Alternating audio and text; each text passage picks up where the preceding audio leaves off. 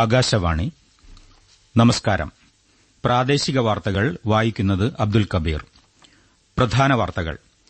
പ്രധാനമന്ത്രി നരേന്ദ്രമോദി ഗുജറാത്തിലെ സൂറത്ത് വിമാനത്താവളത്തിന്റെ പുതിയ സംയോജിത ടെർമിനൽ കെട്ടിടവും സൂറത്ത് ഡയമണ്ട് ബോർഡ്സും ഇന്ന് രാഷ്ട്രത്തിന് സമർപ്പിക്കും. 3 ദിവസത്തെ സന്ദർശനത്തിന് ഇന്ത്യയിലെത്തിയ ഒമാൻ സുൽത്താൻ ഹൈതം ബിൻ താരിഖിനെ രാഷ്ട്രപതി ദ്രൌപദി മുർമു രാഷ്ട്രപതി ഭവനിൽ സ്വീകരിച്ചു. കുവൈറ്റ് അമീറിന്റെ നിര്യാണത്തിൽ ആദരമർപ്പിച്ച് രാജ്യത്ത് ഇന്ന് ദേശീയ ദുഃഖാചരണം. സംസ്ഥാനത്തിന് കാലാനുസൃതമായ പുരോഗതി ആവശ്യമാണെന്ന് മുഖ്യമന്ത്രി പിണറായി വിജയൻ. ഇന്ത്യ ദക്ഷിണാഫ്രിക്ക ഏകദിന ക്രിക്കറ്റ് പരമ്പരയിലെ ആദ്യ മത്സരം ഇന്ന് ജോഹാനസ്ബർഗിൽ. വാർത്തകൾ വിശദമായി. പ്രധാനമന്ത്രി നരേന്ദ്രമോദി ഗുജറാത്തിലെ സൂറത്ത് വിമാനത്താവളത്തിന്റെ പുതിയ സംയോജിത ടെർമിനൽ കെട്ടിടം ഇന്ന് ഉദ്ഘാടനം ചെയ്യും. ലോകത്തിലെ ഏറ്റവും വലിയ കോർപ്പറേറ്റ് ഓഫീസ് ഹബ്ബായ സൂറത്ത് ഡയമണ്ട് ബോർഡ്സും പ്രധാനമന്ത്രി രാഷ്ട്രത്തിന് സമർപ്പിക്കും. Desk report. 1200 ആഭ്യന്തര യാത്രക്കാരെയും 600 അന്താരാഷ്ട്ര യാത്രക്കാരെയും ഉൾക്കൊള്ളാൻ ശേഷിയുണ്ട് പുതിയ ടെർമിനൽ കെട്ടിടത്തിന്. ഇത് നിലവിൽ വരുന്നതോടെ സൂറത്ത് വിമാനത്താവളത്തിന്റെ വാർഷിക യാത്രാശേഷി 55 ലക്ഷമായി ഉയരും. ഇരട്ട ആവരണത്തോടെ മേൽക്കൂര, മഴവെള്ള സംഭരണി, സൌരോർജ്ജ പ്ലാന്റ് തുടങ്ങി നിരവധി സവിശേഷതകൾ അടങ്ങിയതാണ് കെട്ടിടം. അന്താരാഷ്ട്ര വജ്ര വ്യാപാരത്തിന്റെ ഏറ്റവും വലിയ ആധുനിക കേന്ദ്രമായിരിക്കും 35 ഏക്കറിലധികം വിസ്തൃതിയിൽ നിർമ്മിച്ച ഡയമണ്ട് ബോർഡ്സ്. 3400 കോടി രൂപയാണ് നിർമ്മാണ ചെലവ്. 4500-ലധികം ഓഫീസുകളാണ് സജ്ജീകരിക്കുക. 1.5 ലക്ഷത്തിലധികം തൊഴിലവസരങ്ങളുമുണ്ടാകും. ഈ വർഷത്തെ കാശി തമിഴ് സംഗമത്തിന്റെ 2ാം ഘട്ടം വാരണാസിയിലെ നമോഘട്ടിൽ പ്രധാനമന്ത്രി നരേന്ദ്രമോദി ഇന്ന് ഉച്ചകഴിഞ്ഞ് ഉദ്ഘാടനം ചെയ്യും. 2 ദിവസത്തെ സന്ദർശനത്തിനായി സ്വന്തം പാർലമെന്റ് മണ്ഡലത്തിലെത്തുന്ന പ്രധാനമന്ത്രി 20,000 കോടി രൂപയുടെ വികസന പദ്ധതികൾക്ക് തുടക്കമിടും. ഇതിനു പുറമെ വാരണാസിയിൽ മറ്റൊരു വന്ദേഭാരത് എക്സ്പ്രസ് ട്രെയിനും അദ്ദേഹം ഫ്ളാഗ് ഓഫ് ചെയ്യും. കൂടാതെ കന്യാകുമാരി വാരണാസി തമിഴ് സംഗമം ട്രെയിനും പ്രധാനമന്ത്രി ഫ്ളാഗ് ഓഫ് ചെയ്യും. കാശി തമിഴ് സംഗമം ഈ മാസം 30 വരെയാണ്. ജീവിതത്തിന്റെ നാനാതുറകളിലെ 1400ഓളം പേർ അടുത്ത 2 ആഴ്ചയ്ക്കുള്ളിൽ തമിഴ്നാടിന്റെ വിവിധ ഭാഗങ്ങളിൽ നിന്ന് കാശിയിലേക്ക് യാത്ര പുറപ്പെടും. വികസിത് ഭാരത് സങ്കൽപ് യാത്രയുടെ ഭാഗമായി കോഴിക്കോട് ജില്ലയിലെ മാവൂരിലെ കർഷകൻ ധർമ്മരാജൻ കായേരിയുമായി പ്രധാനമന്ത്രി നരേന്ദ്രമോദി സംവദിച്ചു. വിദൂര സംവിധാനം വഴി നടന്ന സംവാദത്തിൽ ധർമ്മരാജൻ ഏതു വിധത്തിലാണ് കേന്ദ്ര വികസന ക്ഷേമ പദ്ധതികളുടെ നേട്ടം അനുഭവിക്കുന്നതെന്ന് പ്രധാനമന്ത്രി ചോദിച്ചു മനസ്സിലാക്കി. PM Kisan Yojana, Kisan credit card, Sukanya Samriddhi Yojana, Jeevan Jyoti Bima Yojana, സുരക്ഷാ ബീമാ യോജന തുടങ്ങിയ പദ്ധതികൾ ജീവിതത്തിൽ എത്രമാത്രം സഹായകരമായി എന്ന് ധർമ്മരാജൻ വിശദീകരിച്ചു.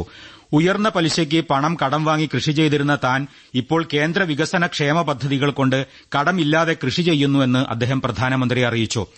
മെച്ചപ്പെട്ട ജീവിതം നൽകിയതിന് പ്രധാനമന്ത്രിയോട് ധർമ്മരാജൻ നന്ദി അറിയിച്ചു. പെൺമക്കളെ പഠിപ്പിക്കുകയും പണം നന്നായി വിനിയോഗിക്കുകയും ചെയ്ത പുരോഗമനവാദിയായ കർഷകനാണ് ധർമ്മരാജനെന്ന് സൂചിപ്പിച്ച പ്രധാനമന്ത്രി അദ്ദേഹം ശരിക്കും പ്രചോദനമാണെന്ന് പറഞ്ഞു.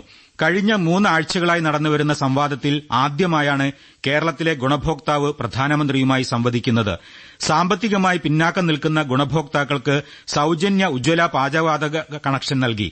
വികസിത് ഭാരത് സങ്കൽപ യാത്ര ജില്ലയിൽ 33 പഞ്ചായത്തുകളിൽ പര്യടനം പൂർത്തിയാക്കി.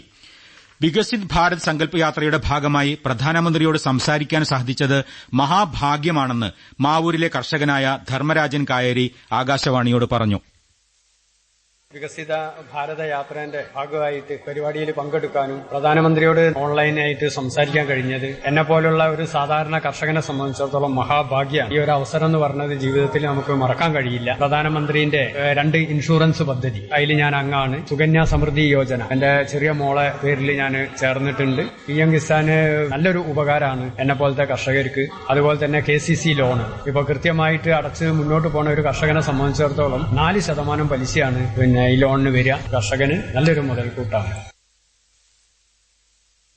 3 ദിവസത്തെ സന്ദർശനത്തിന് ഇന്ത്യയിലെത്തിയ ഒമാൻ സുൽത്താൻ ഹൈതം ബിൻ താരിഖിനെ രാഷ്ട്രപതി ദ്രൌപദി മുർമു രാഷ്ട്രപതി ഭവനിൽ സ്വീകരിച്ചു. ഇരു രാജ്യങ്ങളുടെയും വാണിജ്യ നിക്ഷേപ രംഗത്തെ സഹകരണം സാംസ്കാരിക, ആരോഗ്യ, വിദ്യാഭ്യാസ മേഖലകളിൽ മികച്ച പുരോഗതി കൈവരിച്ചതായി രാഷ്ട്രപതി പറഞ്ഞു. ഇന്ത്യ ഒമാൻ നയതന്ത്ര ബന്ധം ബഹുമുഖ തലത്തിലേക്ക് ഉയർന്നതായും ഇതിലേറെ സന്തോഷമുണ്ടെന്നും ദ്രൌപദി മുർമു പറഞ്ഞു. മേഖലയിൽ സമാധാനവും സുസ്ഥിരതയും വളർത്തുന്നതിൽ ഒമാന്റെ നിർണായക പങ്ക് ഇന്ത്യ അംഗീകരിക്കുകയും വിലമതിക്കുകയും ചെയ്യുന്നുവെന്നും രാഷ്ട്രപതി വ്യക്തമാക്കി. ഒമാന്റെ വിഷൻ 2040 വിവിധ മേഖലകളിൽ ഇന്ത്യയുടെ വളർച്ചയും ഇരു രാജ്യങ്ങളുടെയും നയതന്ത്ര രംഗം മികച്ച രീതിയിലാക്കാൻ അവസരമൊരുക്കുന്നുവെന്നും രാഷ്ട്രപതി പറഞ്ഞു. കുവൈറ്റ് അമീർ ഷെയ്ഖ് നവാഫ് അൽ അഹമ്മദ് അൽ ജാബിർ അൽ സബാഹിന്റെ നിര്യാണത്തിൽ പ്രധാനമന്ത്രി നരേന്ദ്രമോദി അനുശോചനം അറിയിച്ചു. അദ്ദേഹത്തിന് ആദരമർപ്പിച്ച് രാജ്യത്ത് ഇന്ന് ദേശീയ ദുഃഖാചരണം പ്രഖ്യാപിച്ചു. ദേശീയ പതാക പകുതി താഴ്ത്തിക്കെട്ടുമെന്നും ഔദ്യോഗിക വിനോദ പരിപാടികൾ ഒഴിവാക്കുമെന്നും കേന്ദ്ര ആഭ്യന്തര മന്ത്രാലയം അറിയിച്ചു.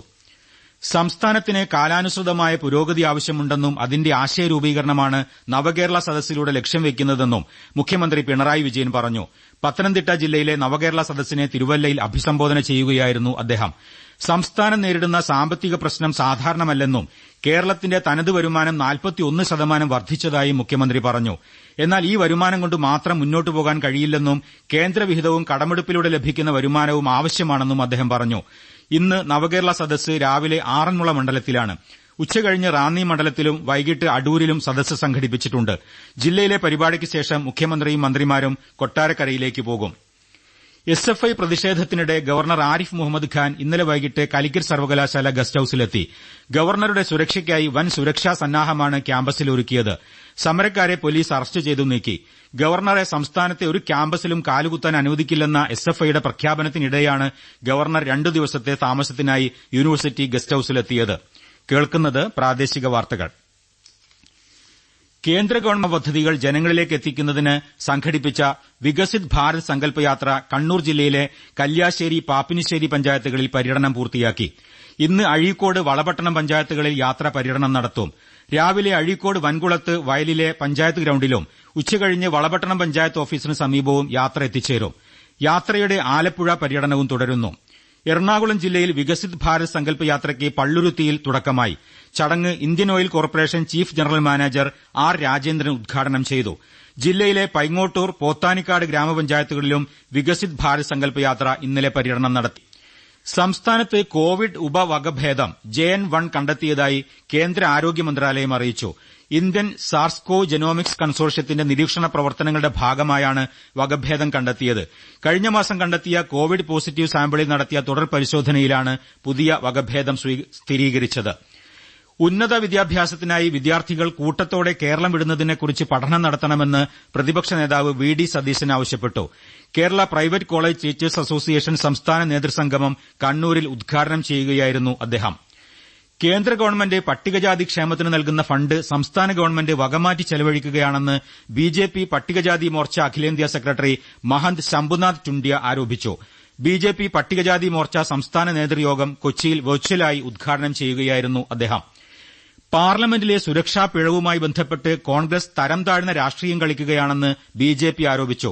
ദേശീയ സുരക്ഷയും പാർലമെന്റ് സുരക്ഷയുമായി ബന്ധപ്പെട്ട വിഷയത്തിൽ രാഷ്ട്രീയം പാടില്ലെന്നും ഒറ്റക്കെട്ടായി അപലപിക്കണമെന്നും BJP വക്താവ് ഷെഹസാദ് പൂനാവാല ന്യൂഡൽഹിയിൽ വാർത്താസമ്മേളനത്തിൽ പറഞ്ഞു. സംസ്ഥാനത്ത് ക്രമസമാധാന തകർച്ചയ്ക്ക് ഭരണകക്ഷി തന്നെ നേതൃത്വം നൽകുകയാണെന്ന് BJP സംസ്ഥാന പ്രസിഡന്റ് K. സുരേന്ദ്രൻ ആരോപിച്ചു. ഗവർണറുടെ സഞ്ചാര സ്വാതന്ത്ര്യമാണ് തടയുന്നതെന്ന് അദ്ദേഹം കോഴിക്കോട്ട് പറഞ്ഞു. ഗവർണർ താമസിക്കുന്നിടത്ത് അദ്ദേഹത്തെ തടയുന്ന ശ്രമം ജനാധിപത്യ വിരുദ്ധമാണെന്നും സുരേന്ദ്രൻ പറഞ്ഞു. നാവിക ദിനത്തോടനുബന്ധിച്ച് സംഘടിപ്പിച്ച 4ാമത് കൊച്ചി നേവി മാരത്തോണിന് രാവിലെ കൊച്ചിൻ പോർട്ട് ട്രസ്റ്റ് കേന്ദ്രീയ വിദ്യാലയ ഗ്രൌണ്ടിൽ തുടക്കമായി. 3 വിഭാഗങ്ങളായാണ് മാരത്തോൺ സംഘടിപ്പിച്ചിരിക്കുന്നത്. 3 മത്സര പരമ്പരയിലെ ആദ്യ ഏകദിന ക്രിക്കറ്റിൽ ഇന്ത്യ ഇന്ന് ദക്ഷിണാഫ്രിക്കയെ നേരിടും.